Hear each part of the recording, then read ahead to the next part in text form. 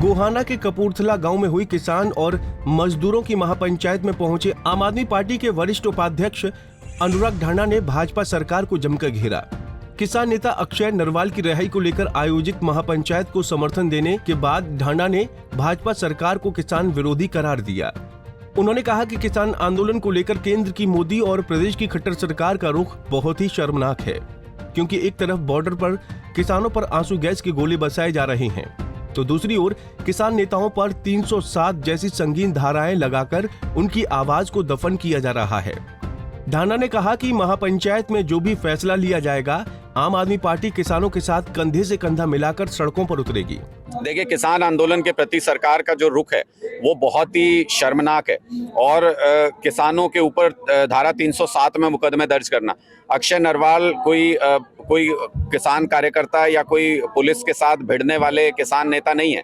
अक्षय नरवाल उस वक्त मीटिंग से लौट रहे थे, चंडीगढ़ से मंत्रियों के साथ मीटिंग में मौजूद थे, और जो वार्ता करता है किसान नेता, उसको अगर आप इस तरीके से ट्रीट करेंगे, उसके ऊपर अनाप शनाप आरोप लगा के 307 का मुकदमा कायम करके उसको अगर गिरफ्तार करेंगे, तो इसका मतलब आपकी नीयत सही नहीं है। सरकार की नीयत आंदोलन को दबाने की है, सरकार की नीयत किसान नेताओं को डराने की है। ये पूरा उसी साजिश का एक हिस्सा है जिसके तहत ये धमकी दी जा रही है कि आपके पासपोर्ट जब्त कर दिए जाएंगे, आपकी प्रॉपर्टी सीज कर दी जाएगी अगर आपने आंदोलन के अंदर हिस्सा लिया। क्यों भाई? हमारे देश का संविधान कहता है कि हम आंदोलन में हिस्सा ले सकते हैं।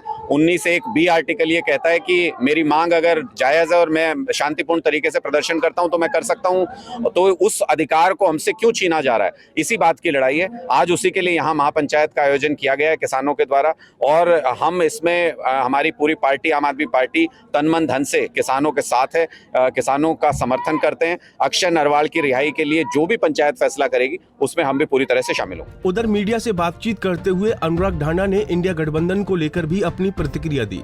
उन्होंने कहा कि भाजपा सरकार की तानाशाही के खिलाफ आज देश और प्रदेश का हर वर्ग उठ खड़ा हुआ है। ऐसे में हरियाणा के अंदर इंडिया गठबंधन भाजपा जसपा को सभी 10 सीटों पर हराने का काम करेगा। देखिए, मैंने तो पहले भी कहा है कि कुरुक्षेत्र की सीट मिलना ही अपने आप में इशारा है। कुरुक्षेत्र प्रतीक है अधर्म के ऊपर धर्म की जीत का। धर्म युद्ध में जीत की शुरुआत कुरुक्षेत्र से ही करेंगे। कुरुक्षेत्र के अंदर लोगों में जबरदस्त रुझान है, इस बात को लेकर आकर्षण है कि आम आदमी पार्टी को वो सीट इंडिया गठबंधन के तहत मिली है।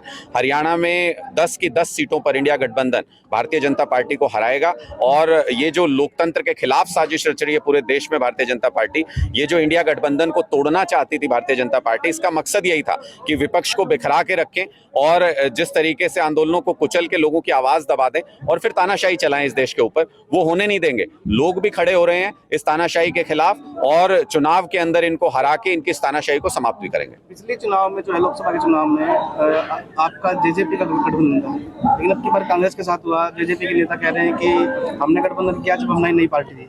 हरियाणा में उनके 53,000 वोट आए, लेकिन अब की बार दोनों पार्टियां खत्म होने हो चुकी है। देखिए, मुझे लगता है कि जेजेपी तो 3 में ना 13 में जितनी पिछली बार आई थी, अगर उतनी सीटों पे कैंडिडेट भी ढूंढ लें इस बार तो बहुत बड़ी बात होगी। मुझे लगता है कि जिसने किसानों के साथ दगा किया हो, जो भारतीय जनता पार्टी के खिलाफ किसानों का वोट मांग के और भारतीय जनता पार्टी की गोद में जाके बैठ गया, किसानों के ऊपर गोलियां चल रही हैं लेकिन उनको अपनी कुर्सी प्यारी है, ऐसी जेजेपी हमको सलाह ना दे तो ज्यादा ठीक है। आम आदमी पार्टी इस वक्त हरियाणा के अंदर एक बड़ी ताकत है। 90 की 90 विधानसभाओं में एक एक गांव के अंदर आम आदमी पार्टी के मजबूत कार्यकर्ता खड़े हैं, पूरी टीम खड़ी है। इंडिया गठबंधन में आम आदमी पार्टी का महत्वपूर्ण योगदान होगा और मिल करके 10 की 10 सीटों पर भारतीय जनता पार्टी को हराने का काम करेंगे। जेजेपी को अगर बहुत शौक हो कि उनको भी इस हार के अंदर शामिल होना है तो गठबंधन में आ जाए भारतीय जनता पार्टी के साथ। कहीं ये ना हो कि बाद में कहें कि कमी रह गई, गठबंधन नहीं था इसलिए अकेले अकेले हार गए हम। बता दें कि 13 फरवरी को खनौरी बॉर्डर पर हुए किसानों और जवानों के बीच टकराव के दौरान किसान नेता अक्षय नरवाल और उनके साथियों को गिरफ्तार किया गया था, जिसके बाद किसानों पर 307 के तहत केस दर्ज किए जाने को लेकर किसानों में भारी रोष है, और इसी को लेकर आज कपूरथला गांव में महापंचायत बुलाई गई थी। इस महापंचायत में सरकार और प्रशासन को 6 मार्च तक का अल्टीमेटम दिया गया है।